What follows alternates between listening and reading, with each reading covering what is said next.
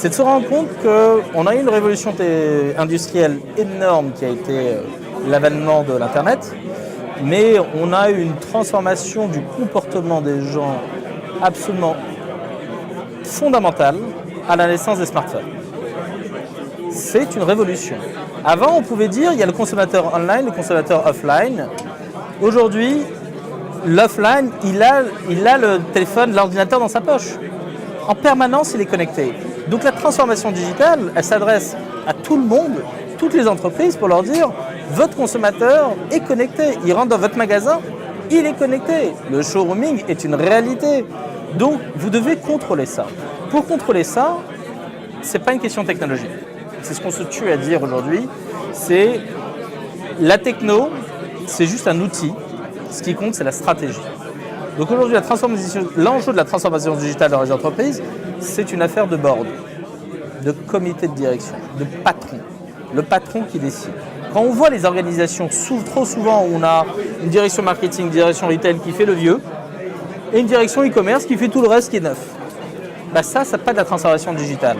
Ça, c'est juste un ballon d'essai, un laboratoire qui fait des choses et qui, quand il devient successful, pose des problèmes de politique interne. L'étape préalable, c'est celle de la culture d'entreprise. Je pense que le digital est avant tout un sujet de culture.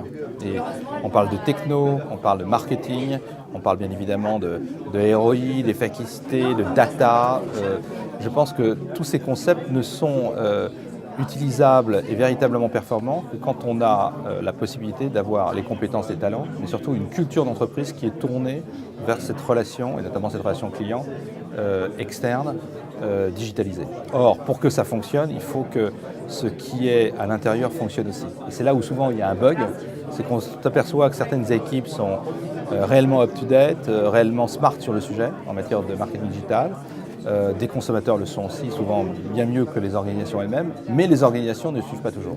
Et c'est là où la question qui va se poser, c'est comment assurer une cohérence entre les deux. Donc pour moi, l'enjeu, c'est un enjeu de management et de ressources humaines. Digital marketing is really forcing a number of changes in organizations. Firstly, when we think about marketing, it's more about now thinking across the entire channels of communication and not working in silos. So in the past, email worked differently to e-commerce, to social, to PR, to comms. It's really about working those teams together now and thinking kind of cross-channel. And I think then organizationally outside of marketing, I think you're looking at the kind of blurring of the lines between marketing, sales, support, service. And it's really about the conversation now you're having. You're not about selling or marketing or perhaps supporting. It's looking at the entire customer journey and thinking about that in terms of an experience for the end customer. La transformation digitale, on est par essence digital dans notre ADN. Donc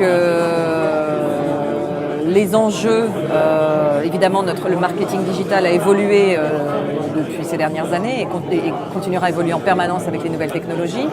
Les enjeux finalement sont notamment autour du développement très fort de tout ce qui est mobile, autour de la donnée. Évidemment, on intègre toujours plus, on a énormément de données sur tout ce que font nos utilisateurs et donc c'est comment utiliser, exploiter intelligemment ces données pour leur parler de façon plus personnalisée. Et puis, je dirais, si on compare aux entreprises qui doivent vivre une transformation digitale, nous, justement, on va se poser la question de ce qu'il faut avoir une présence justement plus physique, être plus proche des gens, montrer que derrière ces pages web, il y a aussi des humains, il y a une vraie relation humaine, il y a des marchands, il y a des vendeurs individuels comme vous et moi, il y a des vendeurs professionnels qui sont là, qui sont à leur service, il y a une chaleur humaine qui existe derrière le site. Et on se pose aussi les questions de savoir s'il faut aussi qu'on ait des points physiques, des magasins physiques. Voilà.